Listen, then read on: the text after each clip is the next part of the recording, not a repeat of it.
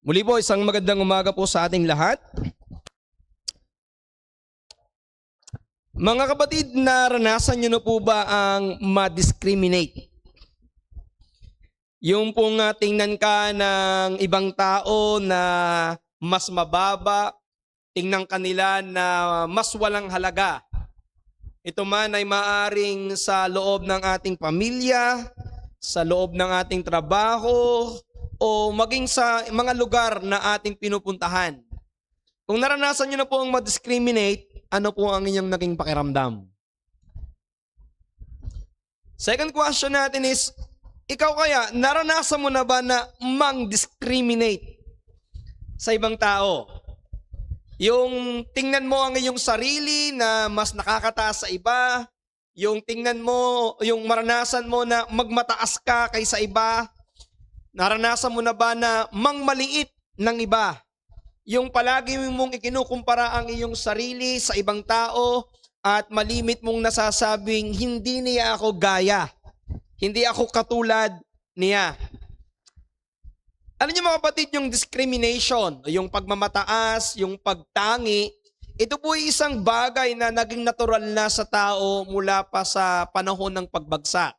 At makikita natin ito na nangyari sa unang pamilya, sa banal na kasulatan, sa pagitan po ng magkapatid na si Cain at si Abel. Sa hindi nating alam na dahilan ay pinatay ni Abel itong ni Cain itong si Abel. Ang makikita lang natin dito ay hindi na nagustuhan ng kanyang kapatid na si Cain itong si Abel.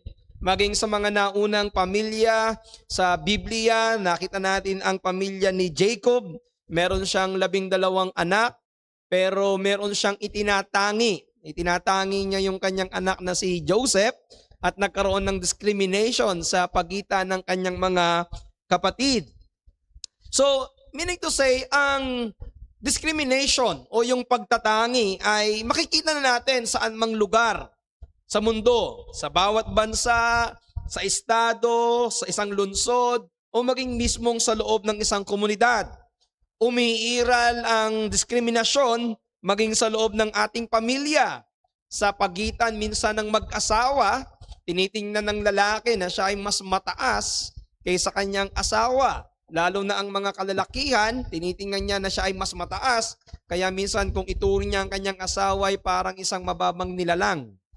Sa pagitan ng mga magkakapatid, ito ay nangyayari. Lalo na kapag ang isang kapatid ay medyo mataas ang pinag-aralan, yung isang kapatid ay naiwan, o kaya naman ang isang kapatid ay mas matanda at mas nakababata. Nagkakaroon po ng discrimination o pagtatangi. Nangyayari din po ito sa pagitan ng mga magkakamag-anak. Nagkakaroon ng inggitan, lalo na kapag ang isa ay nakatataas at nakaangat. Ang ibig sabihin mga kapatid, ang mga damdaming may pabor at laban sa kapwa ay isang malungkot na realidad ng pagbagsak ng tao sa kasalanan. At merong hindi bababa sa dalawang dahilan kung bakit ang diskriminasyon ay nangyayari sa ating mundo. Una, nandyan yung magkakaiba kasi ang mga tao. Magkakaiba tayo ng nasyonalidad, kulay, paniniwala, relihiyon, pananalita, itsura, asal, kakayanan, posisyon, katayuan sa buhay, antas sa lipunan, mga pag-aari o kayamanan at maraming pang iba. Makikita natin ito na yung mga mayayaman, malimit ang tingin ay mababa ang mga mahihirap, ay yung mga puti, mababa ang tingin sa mga itim, yung mga matatangos ang ilong, mababa ang tingin sa mga pango, yung mga matatangkad, sadyang mababa ang tingin sa mga pandak. So nagkakaroon ng diskriminasyon ng dahil sa itsura, sa kalagayan sa buhay. Now, ito yung dahilan, isang dahilan kung bakit nagkaroon ng diskriminasyon. Dahil iniisip ng tao na sila ay mas mataas dahil sa kanilang pagiging kakaiba sa iba. Yan ang unang dahilan sa pagkakaiba ng tao. Pangalawa, sa pamamagitan po ng mga hindi makatarungang pagtrato. Kapag ang isang tao ay nangaapi sa iba o siya'y nakakaranas ng pangaapi, yung likas po nating pagkatao ay madaling sumiklab, madaling umalab upang tayo ay maging mapangusga at magdiskrimina. Halimbawa, kapag ang isang tao ay naglalakad ka lamang nagmamaneho ka lamang sa kalsada at bigla kang binusinahan ng malakas ng isang magandang sasakyan, ang iisipin agad ng isang taong binusinahan, napakayabang naman nito. Kasi napakaganda lang ang kanyang sasakyan. Sasabihin naman noong bumusina ng malakas, ang bagal-bagal naman nito. Ang pangit kasi ng sasakyan. So nandoon yung laging diskriminasyon dahil nga po merong hindi makatarungang pagtrato. At naging napakalawak na po ng mga hindi makatarungang pagtrato na ito na nagbunga ng mga diskriminasyon na minsan ay hindi natin nalalaman na ito pala isang uri na ng diskriminasyon. Halimbawa, nagkakaroon tayong minsan ng mga pabirong panlalait. Nandoon na nagbibiro ka, pero nandoon yung panlalait. Ang ganda mo, pero ang baho pala ng hininga mo, di ba? May mga pagkakataon na nandoon yung ating panlalait, nandoon din yung minsan yung chismis. Yung pagsasabi ng mga bagay na hindi totoo. Makikita rin natin, nandyan yung hindi tamang pakikitungo. Naalala natin siguro sa preaching ni Brother James, aklat ng James, kapag ang bisita ay medyo maporma, pinauupo sa unahan. Kapag ang bisita ay walang porma, ay diyan ka na lamang sa likuran. Hindi ba't ganyan din kapag may mga okasyon? Yung mga VIP ay asikasong-asikaso at yung mga hindi naman VIP ay bahala kayo sa buhay nyo. Makikita nyo kahit sa kasalan, kapag may kasalan, yung VIP dinudulutan.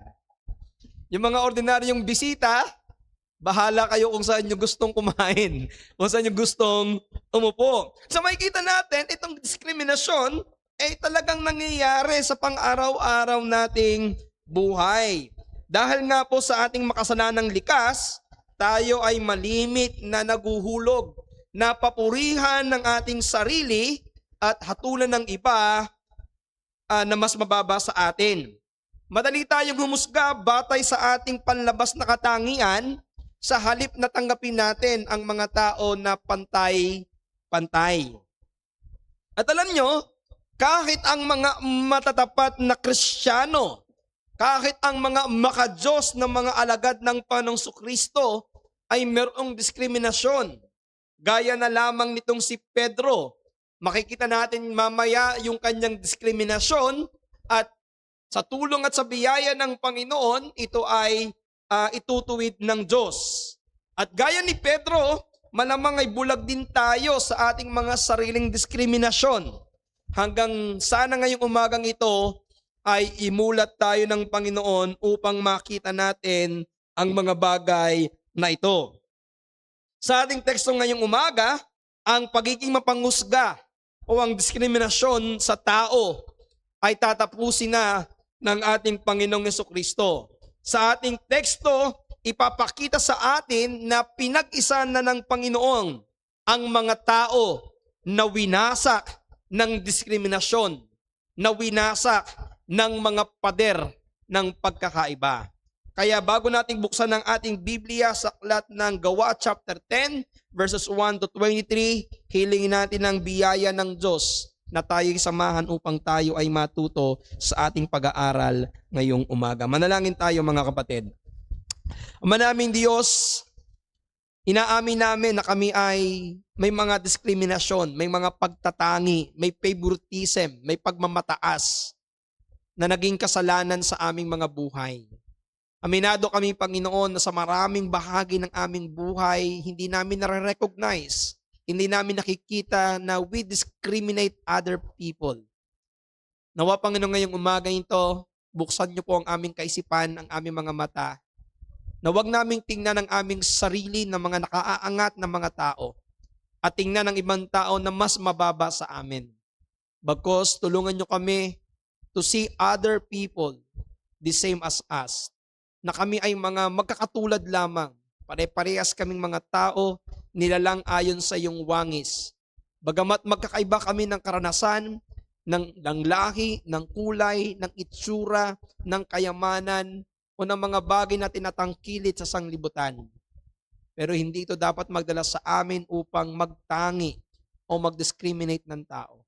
Sapagkat ikaw ay nag-iisang Diyos na lumikha sa amin. Tulungan niyo kami, Panginoon, na mamulat sa mga katotohanan ito at pagpalain kami ng pangangaral ng iyong salita.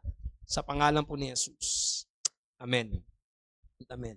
Muli ko po kayo nga niya mga kapatid sa Aklat ng Mga Gawa, chapter 10. Medyo mahaba ang ating mga talata ngayon but napakahalaga na makita natin ang sinasabi mismo ng ating pong talata. Aklat po ng Acts chapter 10 mula verse 1 to verse 23. At kung inyo pong nakita, nais kong basahin sa inyo ang salita ng ating Panginoon. Verse 1. At may isang lalaki nga na taga Cesarea na nagngangalang Cornelio, senturyon ng pulutong tinatawag na pulutong Italiano, isang taong masipag sa kabanalan at matatakutin sa Diyos. Siya at ang buong sangbahayan at naglilimo sa mga tao at laging nananalangin sa Diyos. Nakita niyang maliwanag sa isang pangitain nang may oras na ikasiyam ng araw na pumasok na patungo sa kanyang isang anghel ng Diyos at nagsabi sa kanya, Cornelio.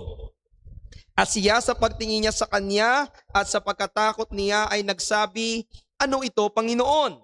At sinabi niya sa kanya, ang mga panalangin mo at ang iyong mga paglilimos ay nangapag-ilanglang na isang alaala sa harapan ng Diyos.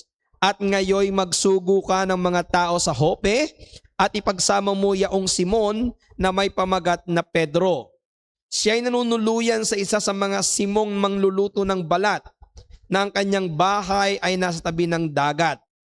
At nang umalis ang anghel na sa kanya'y nagsalita, ay tumawag siya ng dalawa sa kanyang mga alila at ng isang kawal na masipag sa kabanalan sa mga nagsisipaglingkod sa kanyang parati. At nang maisaysay na sa kanila ang lahat ng mga bagay, sila'y sinugo niya sa Jope. Nang kinabukasan nga, samantalang sila'y patuloy sa kanilang paglalakad at nang malapit na sa bayan, si Pedro ay umakyat sa ibabaw ng bahay upang manalangin nang may oras na ika-6. At siya'y nagutom at nagnais kumain. Datapwat samantalang naghahanda sila, ay nawalan siya ng diwa. At nakita niyang bukas ang langit at may isang sisidlang bumababa na gaya ng isang malapad na kumot na nakabitin sa 4 na panulok na bumababa sa lupa. At na dooy naroroon ang lahat ng uri ng mga hayop na may 4 na paa at ang mga nagsisigapang sa lupa at ang mga ibon sa langit. At dumating sa kanya ang isang tinig, magtindig ka, Pedro, magpatay ka at kumain. Datapot sinabi ni Pedro, hindi maaari, Panginoon, sapagkat kailanmay hindi ako kumain ng anumang bagay na marumi at karumal-dumal. At muling dumating sa kanya ang tinig sa ikalawa, ang nilinis ng Diyos ay huwag mong ipalagay na marumi. Ang ito'y nangyaring may 3 at pagdakay binatak sa langit ang sisidlan. Samantalang natitilihang totoo si Pedro sa kanyang sarili kung ano ang kahulugan ng pangitaing kanyang nakita, narito ang mga taong sinugo ni Cornelio nang may pagtanong ang bahay ni Simon ay nangagsitayo sa harapan ng pintuan. At nangagsitawag at nangagtatanong kung si Simon na pinamagatang Pedro ay nanunuluyan doon. At samantalang iniisip ni Pedro ang tungkol sa pangitain, ay sinabi sa kanya ng Espiritu, narito hinahanap ka ng 3 tao. Datapwat magtindig ka at manaog ka at sumama ka sa kanila at huwag kang mag-alinlangan ng anuman sapagkat sila'y aking sinugo. At pinanaog ni Pedro ang mga tao at sinabi, narito ako ang hinahanap ninyo. Ano baga ang dahilan ng inyong ipinarito? At sinabi nila, ang senturyong si Cornelio na taong matuwid at matatakotin sa Diyos at may mabuting patotoo ng buong bansa ng mga Hudyo ay pinagpaunawaan ng Diyos sa magitan ng isang banal na anghel na ikaw ay paparoonin sa kanyang bahay at upang makarinig sa iyo ng mga salita. Kaya't sila ay pinapasok at pinatuloy sila. At nang kinabukasan nangagbangon siya at umalis na kasama nila at sila'y sinamahan ng ilang mga kapatid na mula sa Jope. Mga kapatid, binasa po natin ang salita ng Diyos sa Aklat ng mga Gawa, Kabanatang 10, talatang 1 hanggang 23, nawa ay pagpalain ng Panginoon ang kanyang naglilinis na salita. Pinamagatan ko po ang ating mensahe ngayong umaga, ang nilinis ng Diyos, huwag ipalagay na marumi. Ang nilinis ng Diyos, huwag mo nang ipalagay, huwag na ninyong ipalagay na marumi. Ang teksto ko natin ngayong umaga, mga kapatid, ay isang makasaysayan at isang mahalagang pangyayari sa kasaysayan ng unang iglesia. Dahil sa pangyayaring ito, makikita natin na unti-unti nang naisasakatuparan ang naging tagubilin ng Panginoong Yesus sa kanyang mga alagad. Kung atin nung matatandaan sa Acts chapter 1 verse 8, ay inatasan ng ating Panginoong Jesucristo ang kanyang mga alagad na kung sila ay mangangaral ng ebanghelyo, uunahin nilang mangaral saan? Sa Jerusalem, patungo sa Samaria, sa Judea, then sa Samaria, hanggang sa kahuli-hulihang dulo ng mga lupa. Ngayong umagang ito, makikita natin na ang ebanghelyo ay nagsisimula ng makarating sa mga hintil, na siyang unang hakbang patungo sa pag-abot sa mga tao sa iba't ibang bahagi ng mundo o sa mga dulo ng lupa.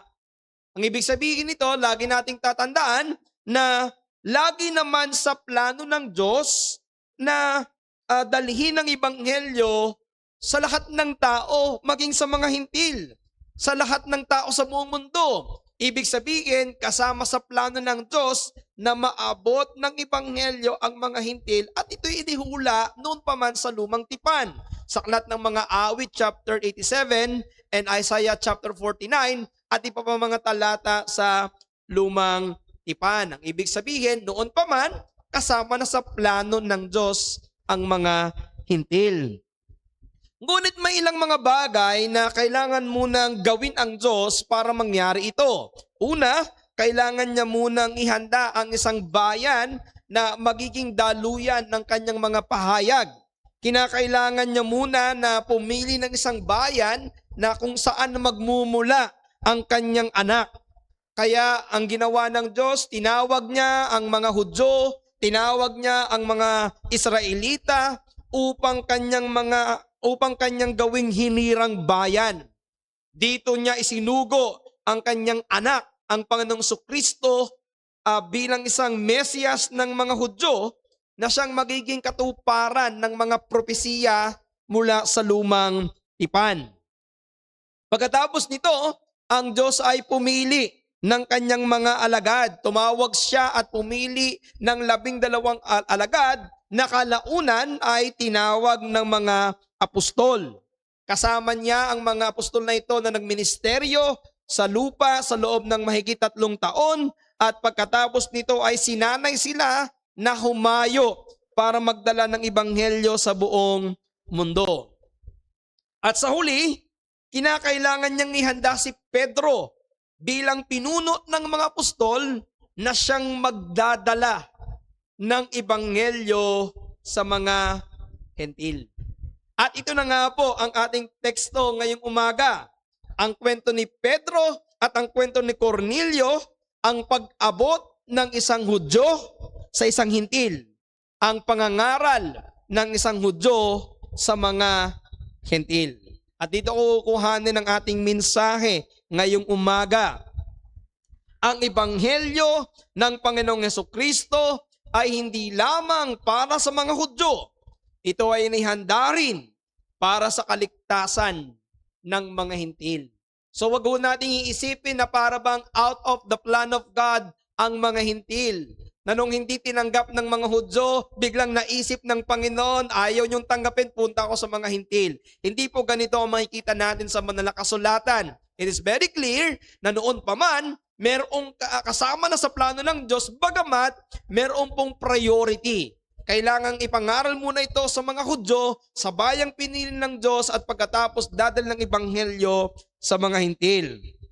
Now, Maraming mga Hudyo noong unang panahon ang naniniwala kasi na ang kaligtasan ay para lamang sa mga Hudyo o sa bayan ng Diyos. Kaya itinuturing nila ang kanilang sarili na mga angat at mga puro kaysa mga hintil.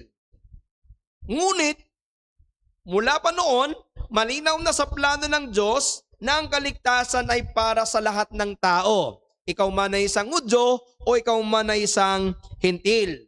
Ang mga propesiya sa lumang tipan, ang pagministeryo ng Panginoong Jesucristo ay nagpapatunay na ang ebanghelyo ay para sa mga Hudyo at sa mga hintil, na ang kaligtasan ay darating sa lahat ng tao at maliligtas ang sinumang tumawag sa pangalan ng Panginoon. At yan po ay nagkaroon na ng katuparan sa ating teksto ngayong umaga.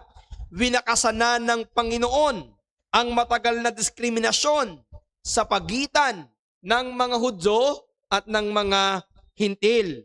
Isinagawa ito ng Panginoon sa pamagitan ng kanyang matalinong paghahanda sa hintil na tatanggap ng ebanghelyo at sa Hudyo na mga ngaral at magdadala ng ebanghelyo sa mga hintil. At mula po dito ay merong dalawang puntos tayong maliwanag na makikita. Una, ang pangitain ni Cornelio, ipasundo si Simon Pedro. At pangalawa, ang pangitain ni Simon Pedro, pumunta kay Cornelio.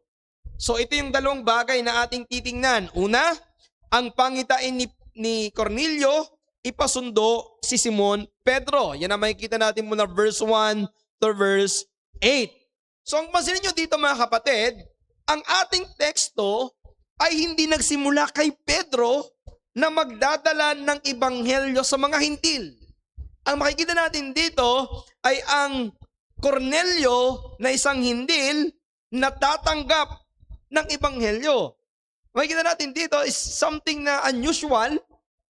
Yung Cornelio na isang hintil ang unang binanggit ng Diyos sapagkat siya yung tatanggap ng ebanghelyo. Sino ba si Cornelio? Kailangan nating malaman kung sino siya.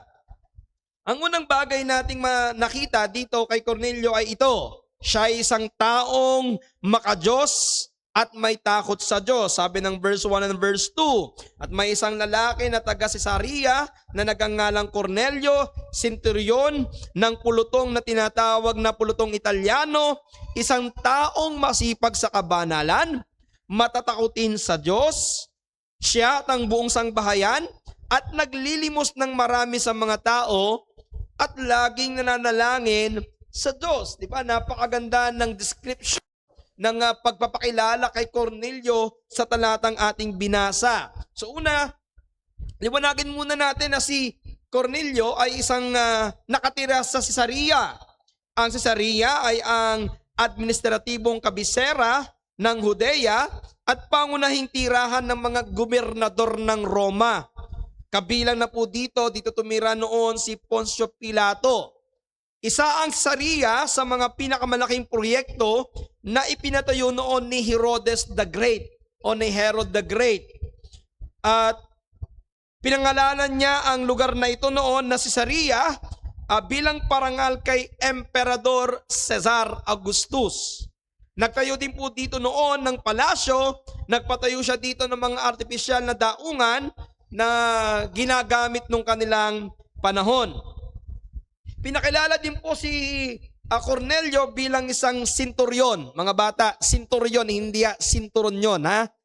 Kasi baka mamali na naman kayo ng pandinig. Centurion, ang ibig sabihin ng centurion ay isang taong naglilingkod sa Roma at siya ay mayroong tinatawag na pulutong Italiano.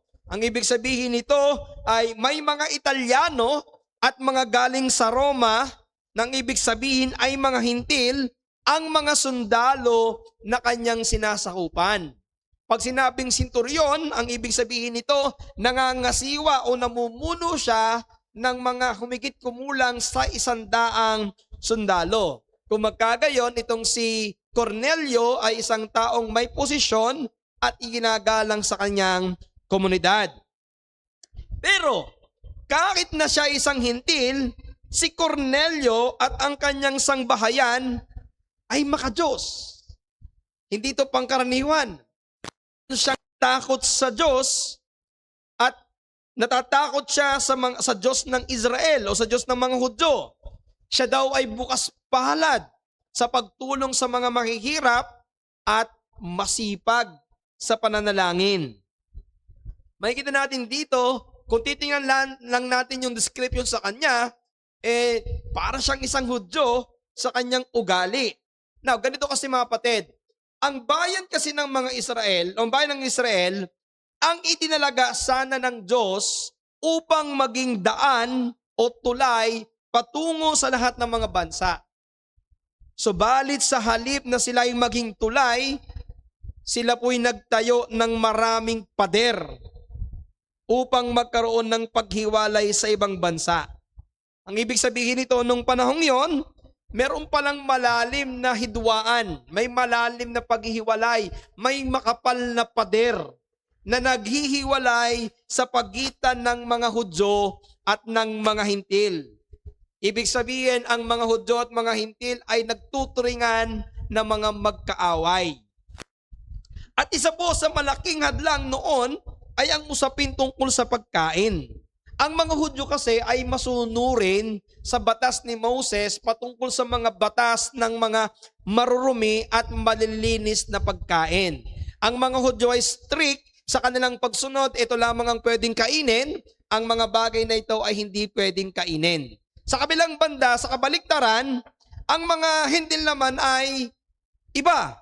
Dahil wala sila ng batas ni Moses, ang mga Hintil ay pwedeng kumain ng lahat ng pagkain.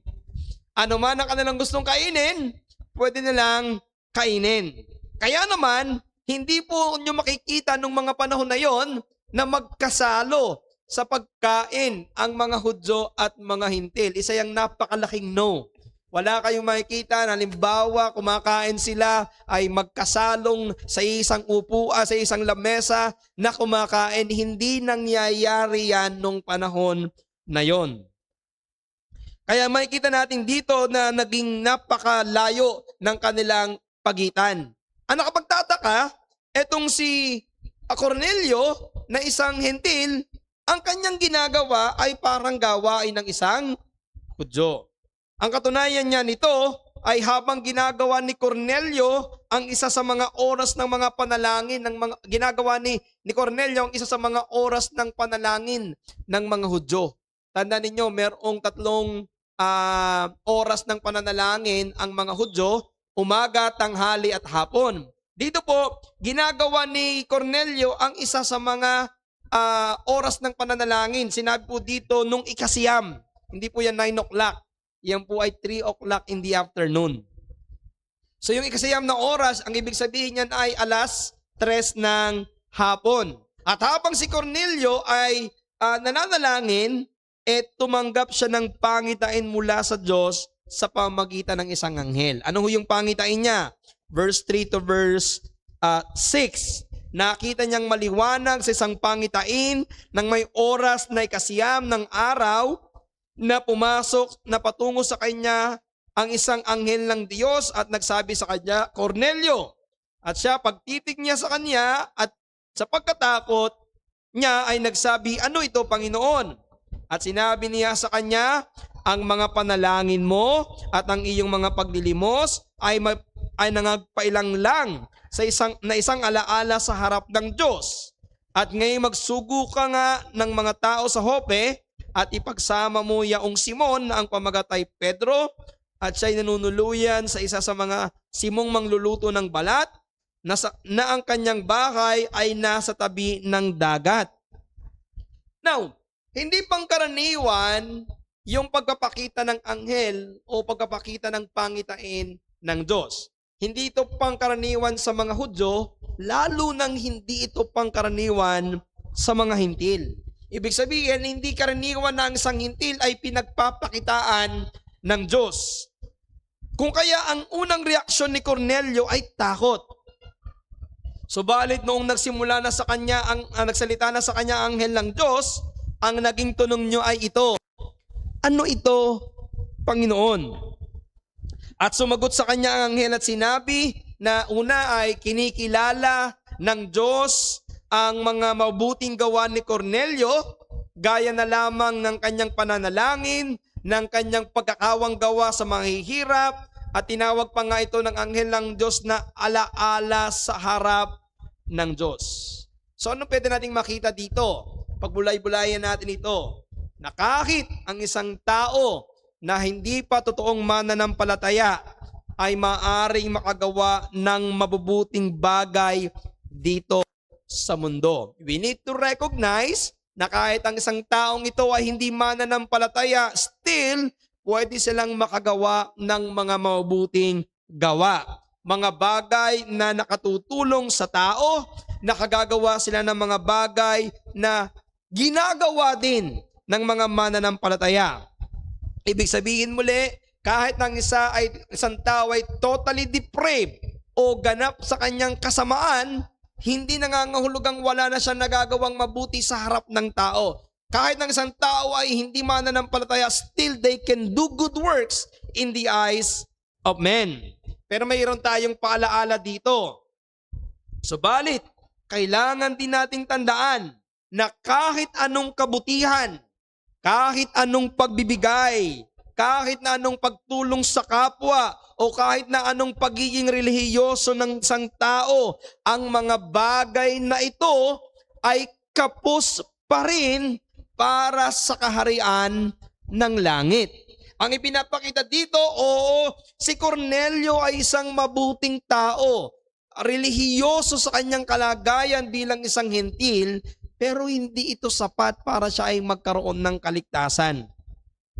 At ito yung makikita nating maliwanag sa ating teksto, sapagkat bagamat kinikilala ng Diyos ang kanyang mga gawa na ito'y mabuting gawa, kinakailangan niya pa rin na ipatawag si Pedro para makarinig ng ebanghelyo, sapagkat hindi sapat ang kanyang ginagawa para sa kaligtasan. Kaya ano yung katunayan na hindi sapat ang kanyang ginagawa? Ang Panginoon ay nagpakita sa kanya sa pangitain, inutusan siya ng Panginoon na ipasundo si Pedro upang makarinig sa kanya ng salita. Ang ibig sabihin nito ay upang mapakinggan niya ang ebanghelyo na ipapangaral sa kanya ni Pedro. So ano po ang mahalagang punto dito? Ang mga mananampalataya, ang kasangkapan ng Panginoon sa pangangaral ng ebanghelyo sa kapwa-tao. Ito'y napakahalagang makita natin. Isipin lang ho natin, mga kapatid, nandoon na yung anghel ng Panginoon. Kausap na niya si Cornelio. Kung gugustuhin ng Diyos, ay maaari niyang kasangkapanin ang mga anghel para magsabi na ng ebanghelyo kay Cornelio. In the first place, ang ibig sabihin ng angel ay ano? Messenger. So kung ang Diyos ay merong mensahe para sa tao, ang tatawagin niya, ipapadala niya ay ang kanyang mga anghel. Kaya pwedeng-pwede na ang anghel na ang magsabi ng ebanghelyo kay Cornelio. Subalit hindi ito yung disenyo ng Diyos. Oo, bagamat ginagamit ng Diyos ang mga anghel na magdala ng mensahe para sa mga tao, pero sa mga mananampalataya, iniutos, ipinagkatiwala ng Diyos ang pangangaral ng ebanghelyo sa kanilang kapwa-tao. Kaya anong prinsipyo ang makikita natin dito? Tingnan natin ang pangangaral ng ebanghelyo bilang isang tungkuling ibinigay lamang sa ating mga mananampalataya kay Kristo. Yan ay isang napakalaking tungkulin, isang napakalaking responsibilidad. Yan ang maliwanag na makikita natin sa ating teksto. Nandoon ang anghel ng Panginoon. Pero ipinatawag pa si Pedro. Kaya mga kapatid, ang paghayo at pangangaral ng ebanghelyo ay hindi natin dapat kaligtaan, bagkus ito'y dapat matapat nating sinusunod. Dapat maging maliwanag sa atin na tungkulin natin bilang mga mananampalataya ang magbahagi ng ebanghelyo. Pansinin niyo po dito kung gaano kadetalye ang mensahe ng Diyos kay Cornelio, na kung tutuusin ay pwede nang gawin ng Panginoon na sa kanya magmula sa anghel, magmula ang ebanghelyo. Pero hindi eh. Tingnan niyo kung gaano kadetalye yung instruction ng Panginoon kay Cornelio. Sinabi niya ang tunay na pangalan ni Pedro ay Simon. Nakatira siya kay Simon na ang pangalan ay, na ang trabaho ay nagluluto ng balat. Saan siya nakatira? Nakatira sa isang bahay sa Jope, na ang kanyang bahay ay nasaan? Nasa tabi ng dagat. So ang ibig sabihin, makikita natin detalyado, kaya maliwanag yung instruction. Eh ano ngayon ang naging tugon ni Cornelio? Verse 7 and verse 8. At nang umalis ang anghel na sa kanila ay nagsalita, ay tumawag siya ng dalawa sa kanyang mga alila. Ang isang kawal na masipag sa kabanalan sa mga nagsisipaglingkod sa kanya parati, at nang may saysay na sa kanila ang lahat ng mga bagay, sila'y sinugo niya sa Jope. Now, tandaan nyo kung saan nakatira si Pedro ngayon. Nasa Jope. Now, ang Jope ay humigit kumulang mga 48 kilometer lamang sa timog ng Cesarea. Hindi masyadong malayo po ito. At ito rin ay isang baybaying lungsod. Now, ang lugar ng Jope ay pamilyar na po sa lumang tipan. Kung kayo ay pamilyar sa kwento ni Jonah, nung inutusan ng Diyos si Jonah na magpunta ng Ninive para mangaral ng salita ng Diyos sa mga Ninibita, saan siya nagpunta? Nagpunta siya sa Jope. Ito yung lugar na kanyang pinuntahan. Yung Jope ay ang lugar kung saan pinagtaguan sana ni Jonah. Pero ngayon, ang mga lalaki na sinugo ni Cornelio ay patungo sa Jope para ano? Para sunduin si Pedro na siyang tutupad ng plano ng Diyos na dalhin ang ebanghelyo sa mga hintil. Sana magandang punto dito mga kapatid. Tumatawag at nagpapadala ang Diyos ng mga mangangaral ng ebanghelyo sa mga taong itinalaga niya para sa kaligtasan. Ibig sabihin, ikaw ay maaaring maging instrumento ng Diyos. Maaari kang tawagin ng Diyos at isugo ng Diyos para pumunta sa isang lugar na kung saan ay mangangaral ka ng ebanghelyo upang maligtas ang mga taong inihanda ng Diyos na tumanggap ng ebanghelyo. Kaya ang hamon ko sa inyo ngayong umaga mga kapatid, maging handa ka sa panawagan at pagsugo ng Panginoon para maipangaral ang ebanghelyo sa mga taong itinalaga niya sa kaligtasan. Now, gusto ko lang liwanagin sa inyo, huwag sana ho kayong umasa na isang araw habang kayo nanalangin, ay bigla kayong makakita ng pangitain. Na ang inyong pangitain ay magsasabi, pumunta kay ganitong pangalan at ipangaral mo ang ebanghelyo. Wala na pong ganang mangyayari. Pero kapag ikaw ay nagbabasa ng Biblia, kapag ikaw ay nanalangin, pwedeng ipakita sa iyo ng Diyos sa magitan ng kanyang salita ang maliwanag na kanyang utos, na ikaw ay inuutusan, ikaw ay inaatasan na ipangaral ang ebanghelyo sa lahat ng tao. Pero pwede niyong maranasan, pwede niyong maramdaman yung mabigat na pagkilos ng banal na espiritu, na kapag meron kang isang taong nakita, hindi mo pigilan yung iyong sarili na maipangaral. Kaya mamaya may hamon sa atin na maging sensitibo tayo sa panawagan ng Diyos sa atin. So yan ang maliwanag na pangitain ni Cornelio. Ipasundo niya sino? Si Simon Pedro. Ano yung pangalawa? Ang pangitain ni Simon Pedro, ito yung pinaka essence, pumunta siya kay Cornelio mula verse 9 to verse 23. So, habang inihahanda ng Diyos si Cornelio upang tumanggap ng ebanghelyo, sa kabilang panig, inihahanda naman ng Diyos si Pedro na magdala ng ebanghelyo kay Cornelio na isang hintil. Kung inyong maalaala, nabanggit ko na ito sa inyo last time na mayroong unang ganitong pangyayari Ito'y sa pagitan ni Ananias at ni Saulo. Kinausap ng Panginoon si Ananias na sinasabi na magpunta siya sa isang bahay na ang pangalan ng may-ari ng bahay ay si Judas, at doon ay matatagpuan niya ang isang lalaki na ang pangalan ay Saulo na nananalangin. Ipinakita sa kanyang pangitain na magpunta dito para magministeryo kay Saulo. Samantalang si Saulo, habang siya'y nananalangin, nakakita rin ng pangitain.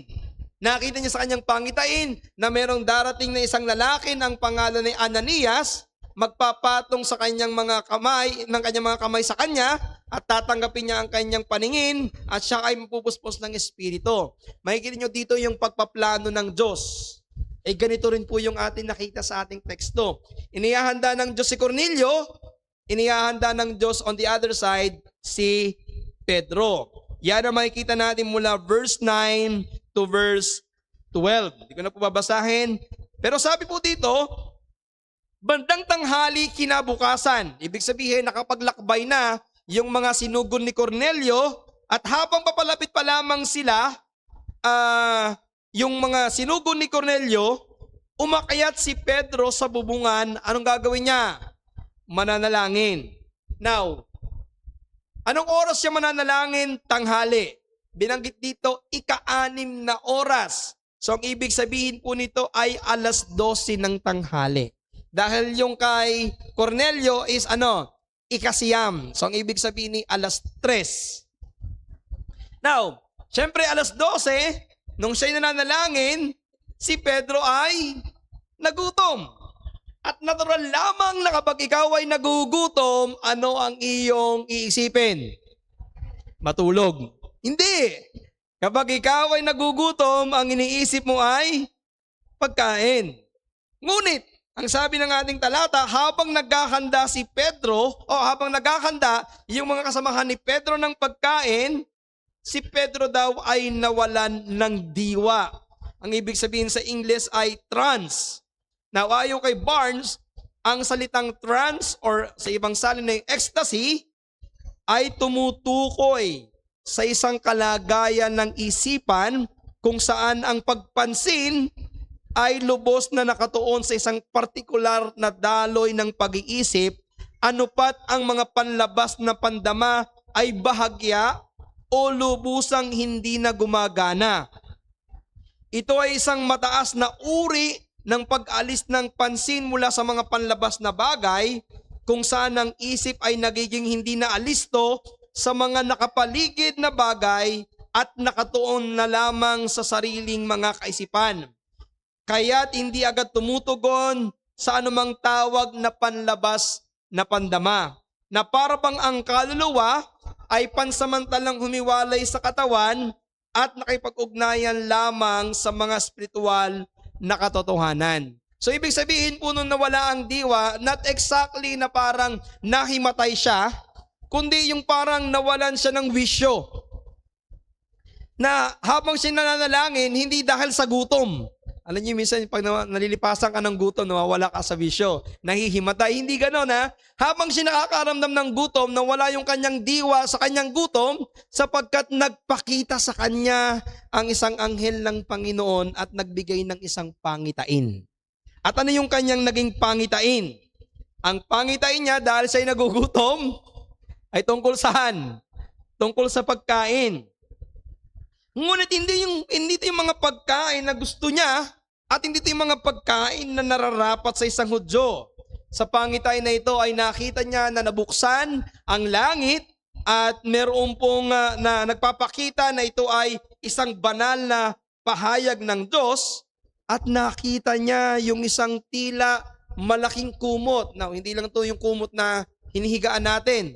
Isang malaking kumot ito. Kasi ang sabi ho dito, nasa loob nito ang sari-saring mga hayop na may 4 na paa.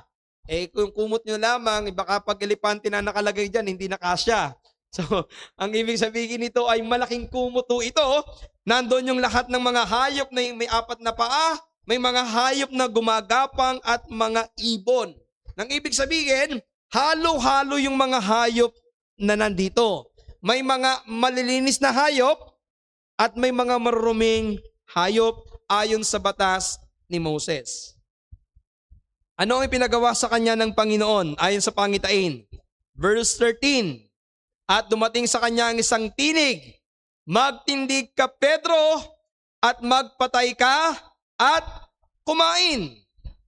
Now, ito pong pangitain na ito ay kakaiba talaga. Subalit, ang mas lalong nakakagulat ay hindi lamang yung pangitain, kundi kung papaanong sumagot si Pedro sa Panginoon. So hindi lang yung kakaiba yung pangitain, kundi kung paano din sumagot itong si Pedro. Maliwanag kay Pedro ang nag-uutos sa yang Diyos. Maliwanag din kay Pedro kung ano yung pangitain. May mga hayop na malinis, may mga hayop na marumi. Maliwanag din ang sabi sa kanya, tumayo ka, pumatay ka, at kumain ka. Pero ano yung nakakagulat na sagot ni Pedro? Hindi maaari, Panginoon. Hindi maaari, Panginoon, kailanman. Hindi pa ako nakakain o hindi ako kumain ng anumang bagay na marumi. Kung titingnan natin dito, yung salita ito ni Pedro, ay para bang nagmamalaki siya sa Diyos.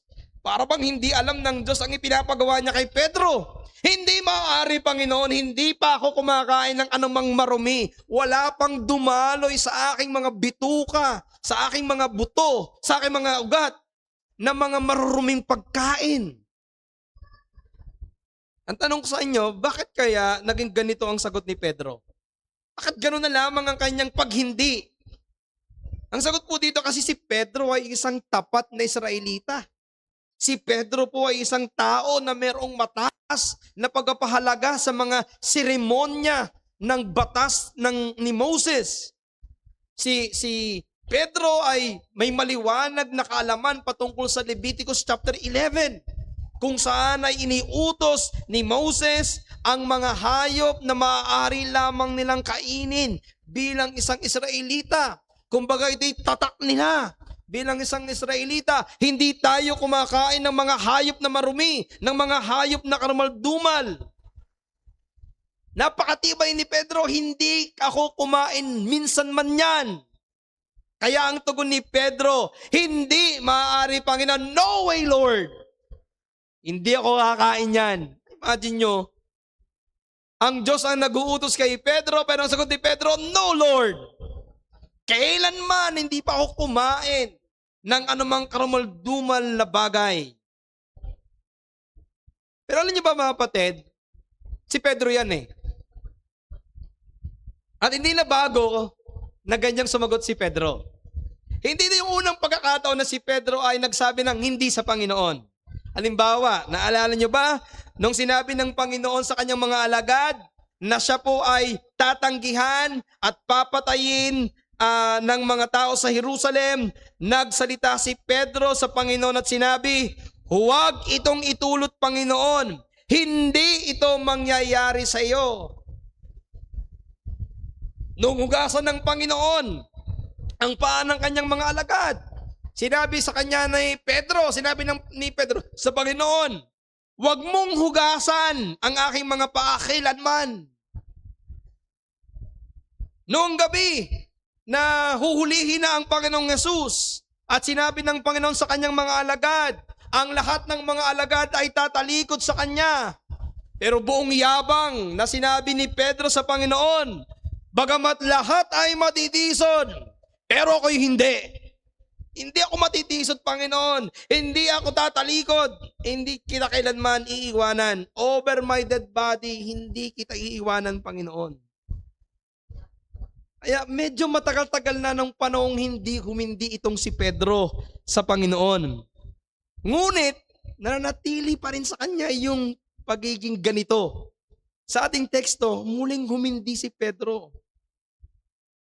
At dahil 3 beses itong nangyari, malamang 3 beses din siyang humindi sa Panginoon. Pero ang sinabi sa kanya ng Panginoon bilang pagsaway kay Pedro, dahil lagi pong sinasaway ng Panginoon si Pedro. Nung sinabi niya na huwag mo akong hugasan, ang sabi ni Pedro, pag hindi kita hinugasan, hindi kita magiging bahagi Nung sinabi ng Panginoon, hindi kita iiwanan. Sabi ng Panginoon kay Pedro, hindi titilaw ang manok ng 3 beses sa araw na ito, ikakaila mo ko ng 3 beses. Ngayon, humindi na naman si Pedro. Sinaway na naman siya ng Diyos. Anong sabi sa kanya? Ang nilinis ng Diyos, huwag mong ipalagay na marumi.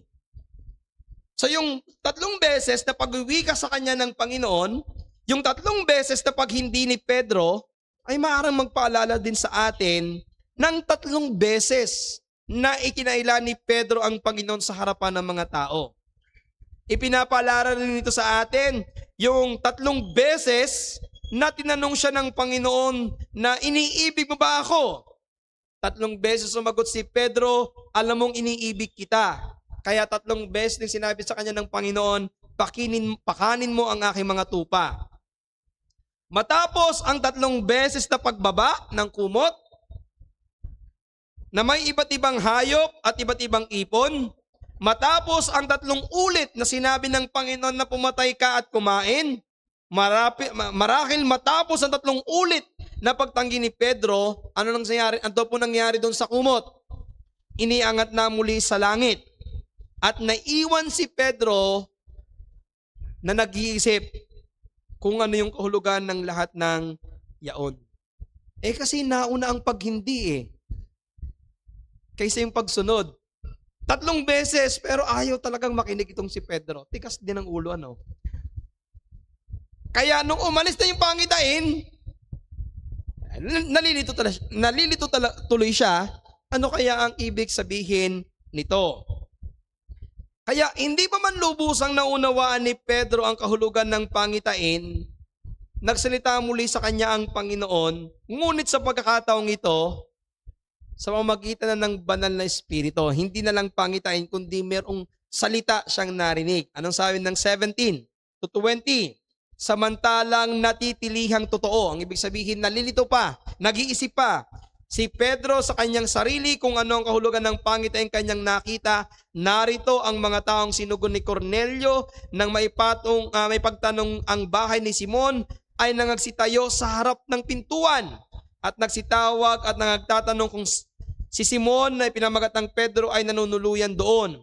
At samantalang iniisip ni Pedro ang tungkol sa pangitain, sinabi sa kanya ng Espiritu, narito, hinahanap ka ng 3 tao, datapwat magtindig ka at manaog ka at sumama ka sa kanila at huwag kang mag-alinlangan ng anuman sapagkat sila'y aking sinugo. Makikita nyo sa pagkakataong ito mga kapatid, meron ng tiyak na mensahe ang Espiritu para kay Pedro. Hindi po ang nagsabi kay Pedro, usually ganito, kapag may taong dumarating sa inyo at may tao sa baba, sino magsasabi? Yung tao sa baba. O Pedro, may naghahanap sa iyo na 3 tao. Pero ito, hindi po yung kasama niya ang nagsabi kay Pedro. Ang banal na Espiritu. Sinabi ng Espiritu sa kanya, may 3 lalaking naghahanap sa kanya. Sinabihan siya na bumaba. Sinabihan siya na huwag mag-alinlangan ng anuman sapagkat siya ay aking sinugo. Now, bakit kaya sinabi ng Panginoon sa kanya na huwag kang mag-alinlangan na ng anuman na sumama sa kanila? Alam niyo mga kapatid, yung salitang mag-alinlangan, do not hesitate. Ang ibig sabihin po nito sa salitang Griego na may kaparehong kahulugan ay do not discriminate or do not choose. Huwag kang mamili, huwag kang kumiling. Kaya maaari nating sabihin o isalin na huwag kang magdiskrimina sa pagsama sa kanila sapagkat sila'y aking sinugo. Bakit kaya? Sino po ba yung mga sumusundo kay Pedro? Mga hintil. Pauna nang sinabi ng Panginoon kay Pedro na huwag kang mag-discriminate, huwag kang mamili na sumama sa kanila. So ano yung mahalagang ipinapahayag ng Diyos kay Pedro sa pamamagitan ng Banal na Espiritu? Ito yun.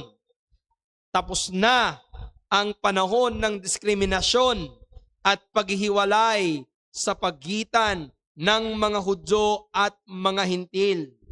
Yan mismo yung kahulugan ng pangitain. Yan ang gustong sabihin ng Panginoon kay Pedro. Doon sa pangitain ng isang kumot na puno ng mga hayop, ng mga malilinis at marurumi. Ang ibig sabihin ng pangitain na iyon, ang itinuring ni Pedro na marumi ay nilinis na ng Diyos. Ang mga hintil na itinuturing ng mga Hudyo na marurumi ay nilinis na ng Diyos. Dahil sa kaligtasan ay dumating na rin maging sa mga hintil. At ito'y na-realize ni Pedro sa Acts chapter 10 verse 28. Nung siya ay nakarating na sa bahay ni Cornelio, ito ang sinabi ni Pedro. At sinabi niya sa kanila, nalalaman ninyo na hindi matuwid sa isang taong Hudyo na makisama at lumapit sa isang taga-ibang bansa. At gayimay ipinapakilala sa akin ng Diyos na sino mang tao'y wag kong tawaging marumi o karumaldumal. Alam niyo yung senaryo na ito, hindi lamang si Cornelio ang kanyang binhaginan. Buong sangbahayan at lahat ng nasasakupan ni Cornelio. This is the first time na si Pedro ay nangaral mismo sa kalipunan ng mga hintil.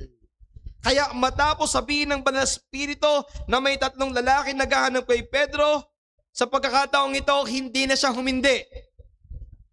Siya'y agad na sumunod. Sinalubong ang mga lalaking hintil. At pagkakita niya sa kanila, tinanong siya, ano daw ba yung dahilan kung bakit sila nagpunta dito? Now, sa pagkakataong ito, hindi pa niya kilala si Cornelio. Pero matapos po na magpaliwanag ng mga sinugod ni Cornelio, ang patungkol sa pangitaing tinanggap ni Cornelio, ano po ang ginawa ni Pedro? Niyaya niya saan? Sa loob ng bahay. Hindi nangyayari yun. Are you with me? Hindi nangyayari yun na yung isang Hudyo ay makikisama sa isang hintil. Naalala niyo ang Panginoong Yesus at saka yung babaeng Samaritana? Sabi ng babaeng Samaritana, walang pakikitungo ang mga Hudyo sa mga Samaritana. Ang mga Samaritana, hap-hap pa lang yun. Kalahating Hudyo, kalahating hintil. Pero itong mga Romano, 100% pure na mga hintil ito. Hindi nangyayari yon. Now, anong ginawa nila doon sa loob?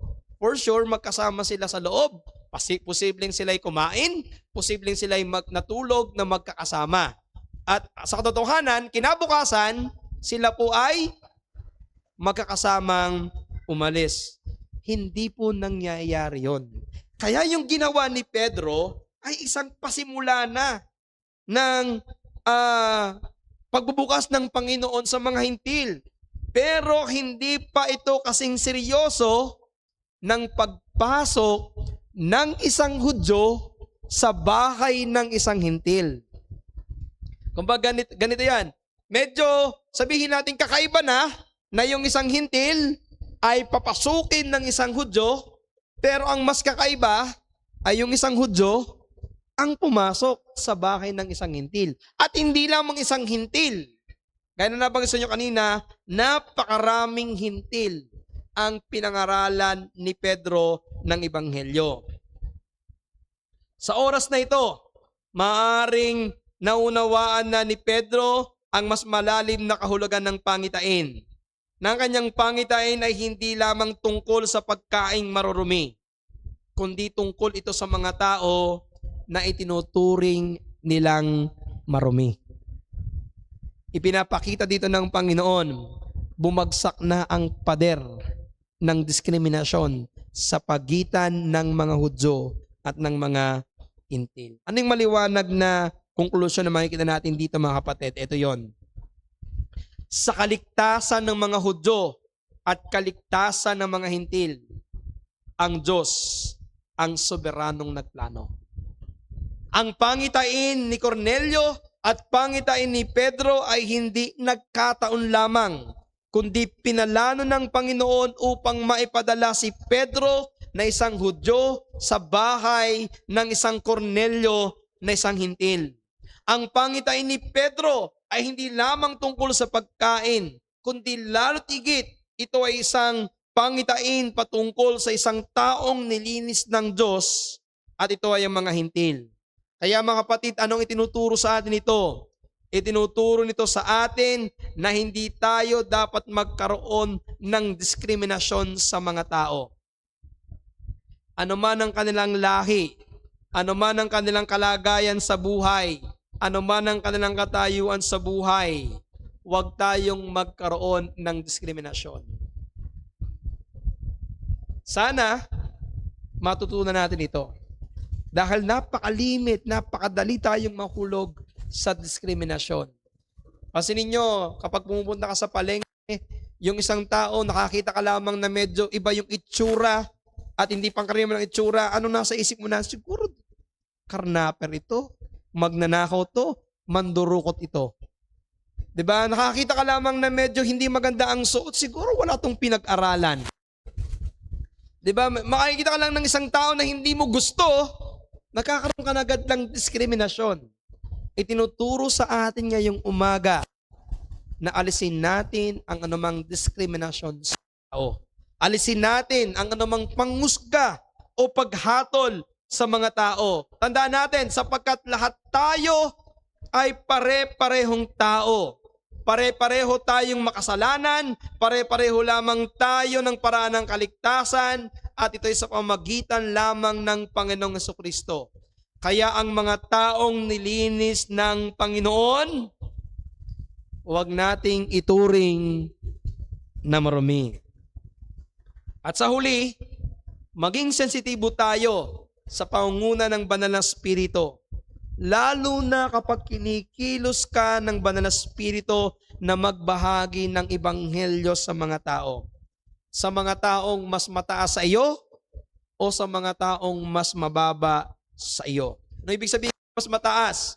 Alam nyo, nung ako ay babago pa lamang sa pananampalataya, medyo mataas ang aking self-pity.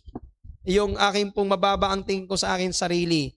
Hindi ako masyadong nakikipag-usap sa mga matataas ang pinag-aralan.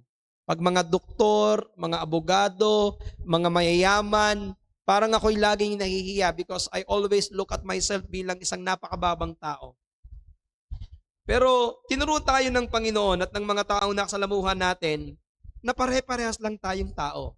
Oo, mataas sa kanilang pinag-aralan pero tao pa rin yan. Kumakain pa rin sila ng kanin. Mas masarap nga lang yung kanila, pero kanin pa rin. Pare-parehas lang tayo ng oras, 24 hours.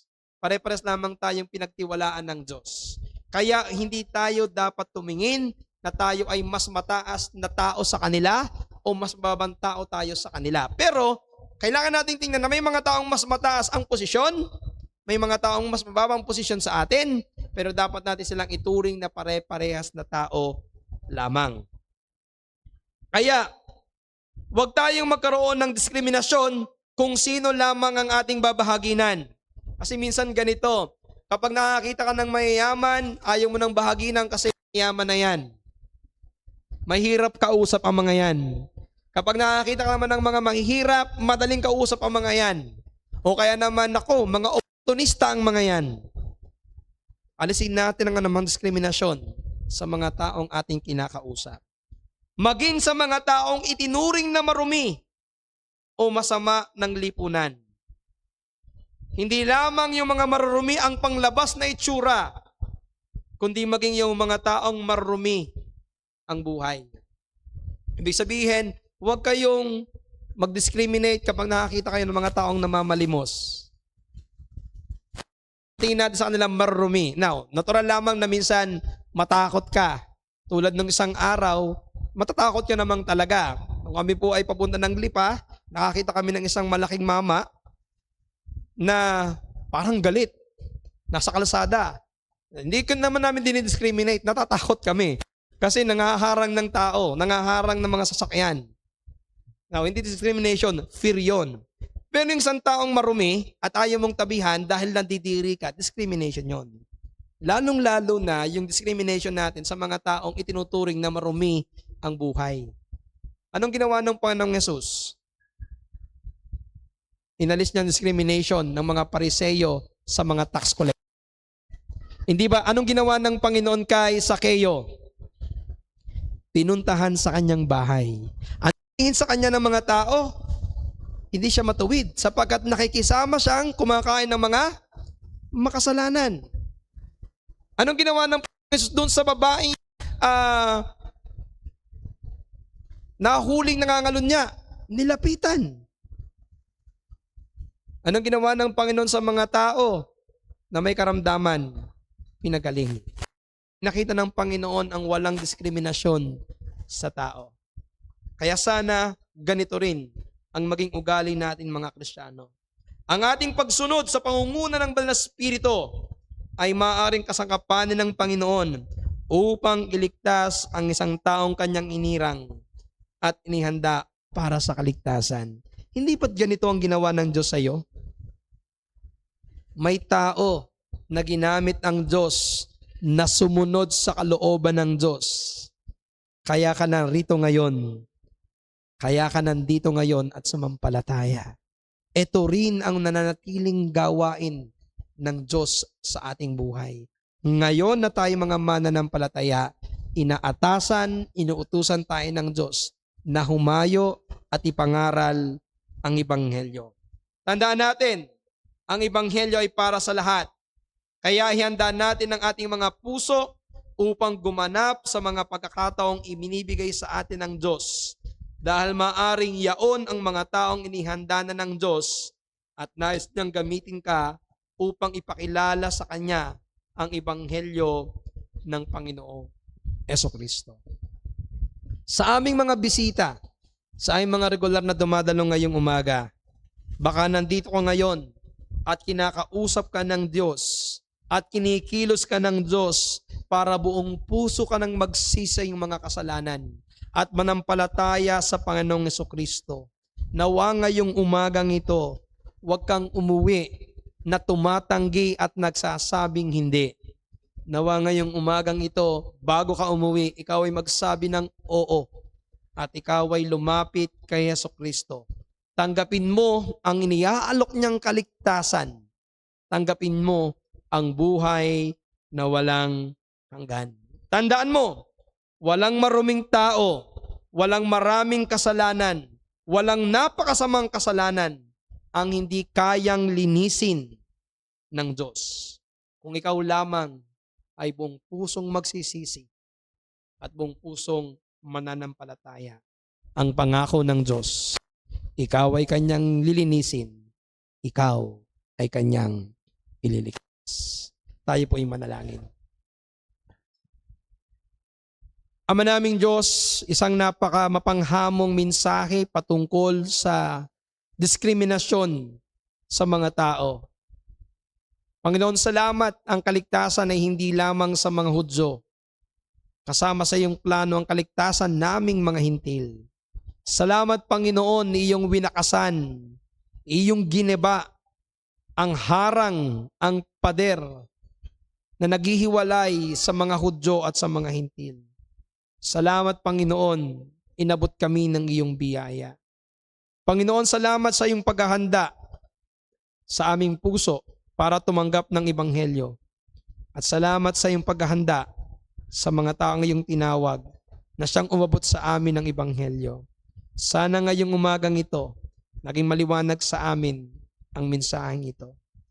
Kaya mga kapatid, habang tayong lahat ay nakapikit at nakayuko sa ating mga kapatid dito sa ating iglesia, nawa tayo ay nahamon ng salita ng ating Panginoon. Kaya't muli kung ikaw ay mayroong panawagan, kung ikaw ay mayroong maliwanag na utos na napakinggan, kung ikaw ay mayroong hamon na natutunan, kung mayroong kang pangako na nakita, nawa huwag mong hayaang matapos ang pag-aaral na ito na walang pagtugon na ginagawa sa iyong buhay. At sa aming mga bisita at mga regular na dumadalo, sana nakita ninyo na ang kaligtasan ay umaabot sa lahat ng uri ng tao. At kung ikaw ay narito ngayon, naunawaan mo na kay isang makasalanan, tumugon ka kay Kristo. Lumapit ka sa Kanya na humihingi ng tawad at nananampalataya. At sana umuwi ka na hindi tumatanggi, kundi tumatanggap sa Panginoong Jesucristo. Sa ilang sandali mga kapatid, magkaroon tayo ng ating refleksyon at magkaroon tayo ng pagtugon sa mensahe.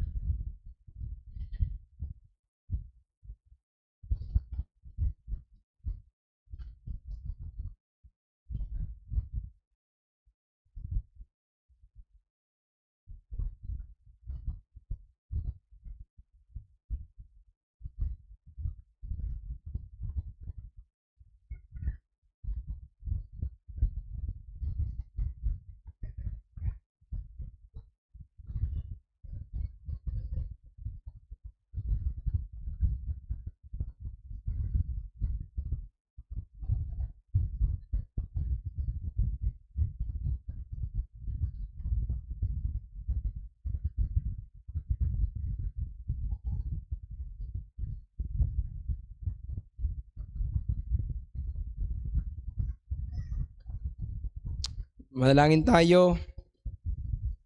Aming Diyos, pinapupurihan namin kayo sa iyong soberanong pagpaplano, sa iyong napakarunong na mga gawa. Ipinagkakatiwala namin sa iyo ang mensahe na aming napakinggan at sana ito'y maging totoo sa aming buhay. Salamat po sa pangalan ng iyong anak, ng aming Panginoong Hesus. Amen. Tayo po tayo.